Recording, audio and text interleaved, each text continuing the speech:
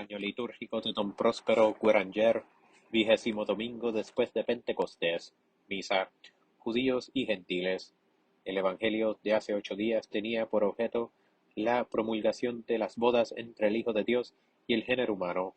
La realización de estas bodas sagradas es el fin que Dios se propuso en la creación del mundo visible, y el único que intenta en el gobierno de las sociedades. Por tanto, no debe admirarnos que la parábola evangélica, al revelarnos el pensamiento divino sobre este punto, haya puesto en claro también el gran hecho de la reprobación de los judíos y de la vocación de los gentiles, que es a la vez el más importante de la historia del mundo y el más íntimamente ligado a la consumación del misterio de la unión divina.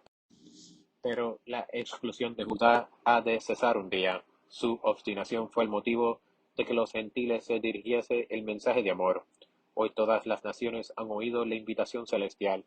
Ya falta poco para completar a la Iglesia en sus miembros con la entrada de Israel, y para dar a la esposa la señal de la llamada suprema que pondrá fin al largo trabajo de siglos, haciendo aparecer al esposo. La envidia santa que quería despertar el apóstol en los hombres de su raza al dirigirse hacia las naciones se dejará sentir en el corazón de los descendientes de Jacob. Qué alegría en el cielo al ver que su voz arrepentida y suplicante se une en presencia de Dios a los cantos de alegría de la gentilidad que celebra la entrada de sus pueblos innumerables en la sala del banquete divino.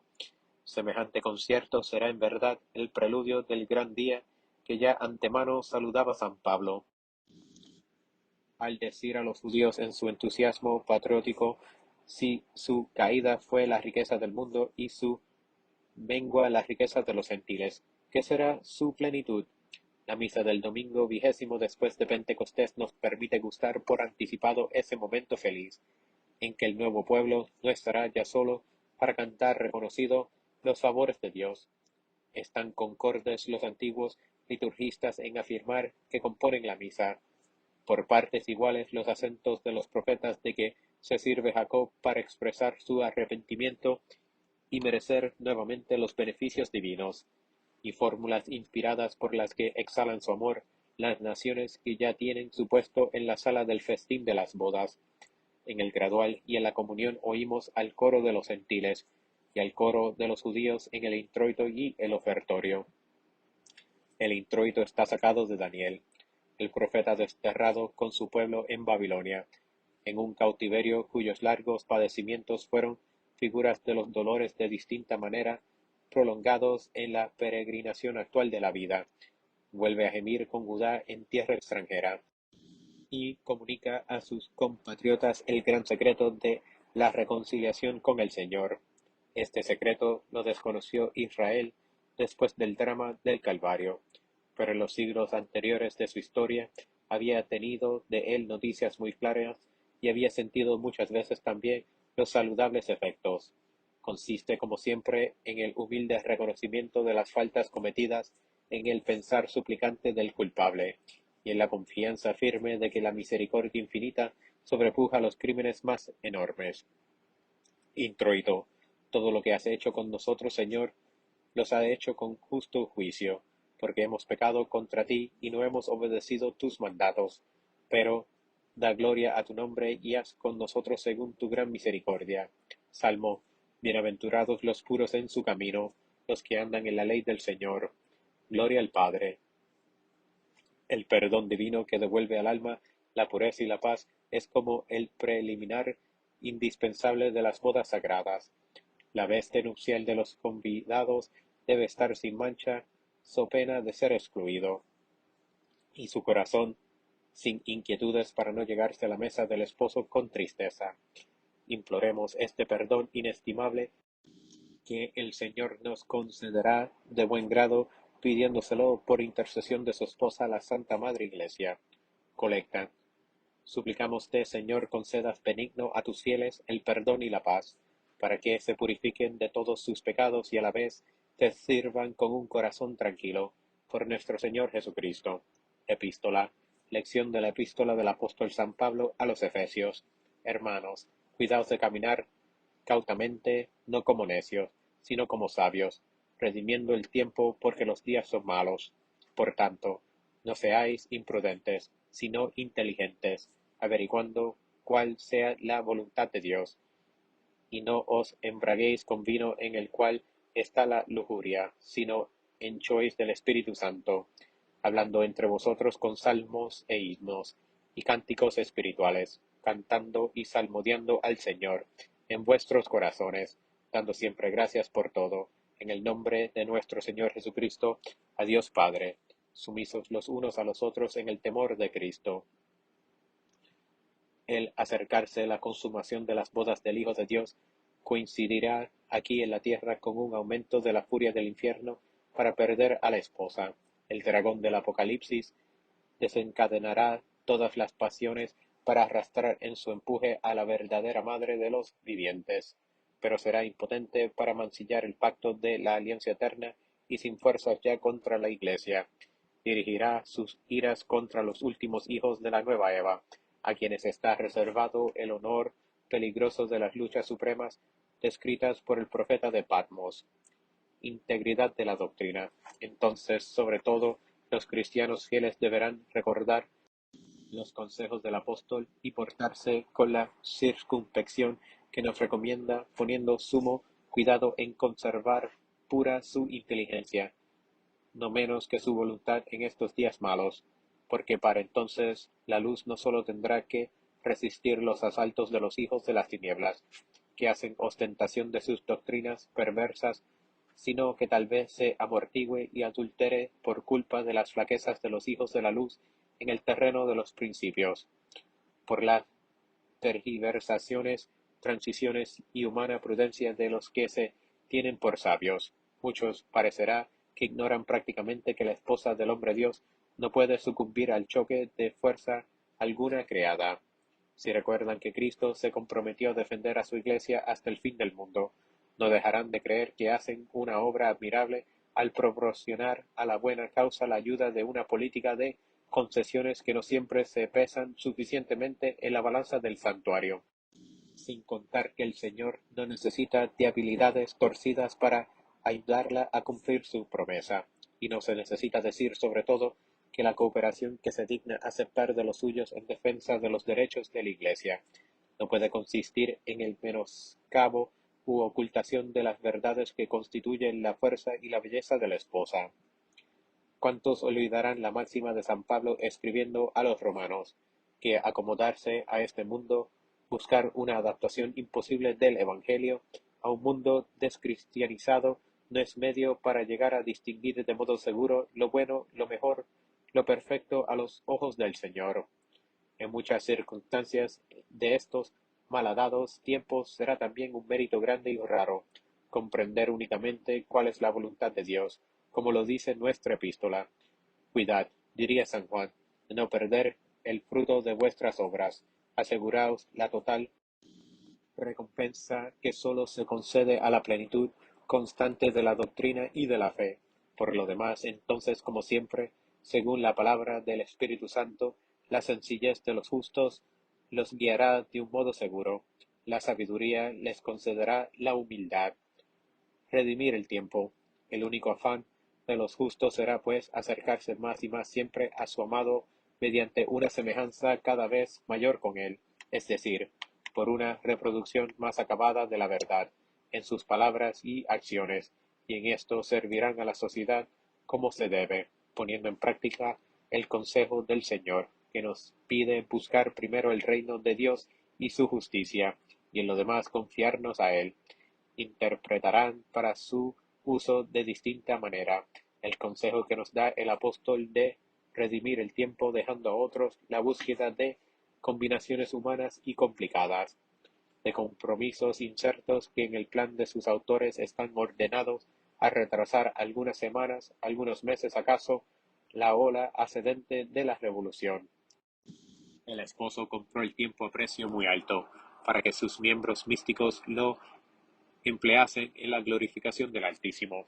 La multitud le perdió descarrada en la rebeldía y en los placeres, y las almas fieles le redimieron poniendo tal intensidad en los actos de su fe y de su amor, que, si ello es posible, no decreciese hasta el último instante el tributo que ofrecía todos los días la tierra a la Suma Trinidad, contra la bestia de boca insolente y llena de blasfemias.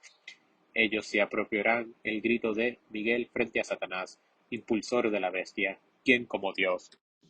El pueblo antiguo cantó en el introito su arrepentimiento y su humilde confianza. Los gentiles en el gradual cantan sus esperanzas sobradamente cumplidas en las delicias del banquete nupcial. Gradual. Los ojos de todos están fijos en ti, Señor, y tú das a todos el sustento en tiempo oportuno. Abres tu mano y llenas de bendición a todo viviente. Aleluya, aleluya. Preparado está mi corazón, oh Dios, preparado está mi corazón. Te cantaré y entonaré salmos a ti. Gloria mía. Aleluya. Evangelio. Continuación del Santo Evangelio según San Juan. En aquel tiempo había un regulo cuyo hijo estaba enfermo en Cafarnaúm. Cuando supo que Jesús venía de Judea a Galilea, fue a él, y le rogó que bajase y curase a su hijo, que comenzaba a morirse. Díjole entonces Jesús: Si no vieres milagros y prodigios, no creéis. Díjole el régulo: Señor, baja antes de que muera mi hijo. Díjole Jesús: Vete, tu hijo vive. Creyó el hombre de lo que dijo Jesús y se fue. Cuando ya bajaba, le salieron al encuentro los siervos y le dijeron que su hijo vivía. Él les preguntó la hora en que había mejorado, y le dijeron: Ayer a las 7 le dejó la fiebre. Y vio el padre que era la misma hora en que le había dicho Jesús: Tu hijo vive. Y creyó él y toda su casa.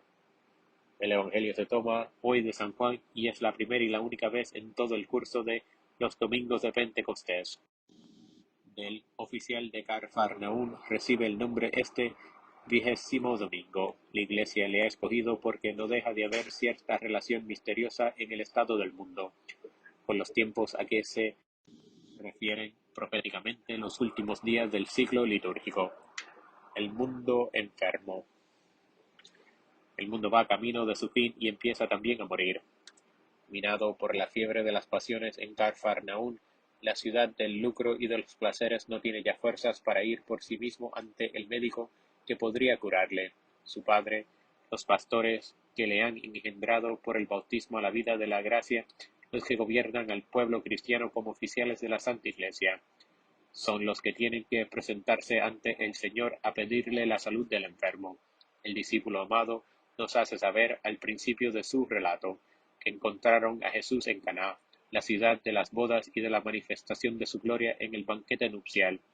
El hombre Dios reside en el cielo desde que abandonó nuestra tierra y dejó a sus discípulos huérfanos del esposo, ejercitarse por algún tiempo en la tierra de la penitencia. El remedio. El único remedio está en el celo de los pastores y en la oración de la porción del rebaño de Cristo que no se ha dejado arrastrar por las seducciones del libertinaje universal. Pero cuánto importa que fieles y pastores, sin rodeos personales, entren de lleno sobre este punto en los sentimientos de la Santa Iglesia, a pesar de la ingratitud más insultante, de las injusticias, calumnias y perfidias de todo género. La madre de los pueblos olvida sus injurias para pensar solo en la saludable prosperidad y en la salvación de las naciones que la insultan. Ruega como lo hizo siempre y con más ardor que nunca, para que tarde en llegar el fin. Promora finis. El poder de la oración. Para responder a su pensamiento, juntémonos, pues, como dice Tertuliano, en un solo regimiento, en una sola asamblea, para ir al encuentro de Dios y sitiarle con nuestras oraciones como un ejército. Le agrada esta violencia, pero a condición de que se base en una fe íntegra y que no vacile por nada. Si nuestra fe nos da la victoria sobre el mundo, ella es también la que triunfa de Dios en los casos más peligrosos y desesperados. Pensemos como la Iglesia, nuestra Madre, en el peligro inminente de tantos desgraciados. No tienen disculpa. Ciertamente, el último domingo se les recordaba otra vez los llantos y el crujir de dientes que en las tinieblas exteriores están reservados a los despreciadores de las bodas sagradas. Pero son hermanos nuestros y no debemos conformarnos tan fácilmente con la pena de su pérdida. Esperemos contra toda esperanza. El hombre Dios, que sabía con ciencia cierta la inevitable condenación de los pecadores empedernidos. ¿No derramó también por ellos toda su sangre? Queremos merecer el unirnos a Él por una semejanza completa. Resolvámonos, pues, a imitarle también en esto en la medida que podamos. Roguemos sin tregua ni reposo por los enemigos de la Iglesia y por los nuestros mientras su condenación no sea un hecho consumado. En esta orden de cosas todo es útil, nada se pierde. Suceda lo que sucediere, el Señor será glorificado por nuestra fe y por el ardor de nuestra caridad. Pongamos todo nuestro esmero únicamente en no merecer los reproches que dirigía a la fe incompleta de la generación de que formaba parte el oficial de Capharnaún. Sabemos que no necesita bajar del cielo a la tierra para dar su eficacia a las órdenes emanadas de su voluntad misericordiosa. Si tiene a bien multiplicar los milagros y los prodigios en nuestro derredor, le quedaremos agradecidos por nuestros hermanos más flacos en la fe, y aquí debemos tomar ocasión para ensalzar su gloria, pero afirmando que nuestra alma no necesita ya para creer en él de las manifestaciones de su poder. El antiguo pueblo, arrastrando su merecida desdicha a través de todas las tierras lejanas, vuelve hoy en el ofertorio a sentimientos de penitencia y canta ahora con la Iglesia su admirable Salmo 136, que superó siempre a todo canto de destierro de cualquier lengua. Ofertorio. Junto a los ríos de Babilonia nos sentamos y lloramos al acordarnos de ti, Sión. Todo el poder de Dios que cura con una palabra las almas y los cuerpos reside en los misterios preparados sobre el altar. Pidamos en la secreta que su virtud obre en nuestros corazones. Secreta. Suplicámoste, Señor, hagas que estos misterios nos sirvan de medicina celestial y purifiquen los vicios de nuestro corazón, por nuestro Señor Jesucristo. La palabra que nos recuerda la antífona de la comunión y que sirvió para levantar al hombre abismado en su miseria es la del Evangelio del banquete divino. Venid a las bodas. Pero el hombre deidificado, ya por su participación aquí abajo en el misterio de la fe, aspira a la perfección eterna de la unión en el mediodía de la gloria. Comunión. Acuérdate, Señor, de la promesa hecha a tu siervo, con la cual me diste esperanza. Esta es la que me ha consolado en mi humillación. Como lo expresa la poscomunión, la mejor preparación que puede llevar el cristiano a la Santa Mesa es una fidelidad constante en observar los divinos mandamientos. Poscomunión. Para que seamos dignos, Señor, de estos sagrados dones, te suplicamos que obedezcamos siempre tus mandatos, por nuestro Señor Jesucristo.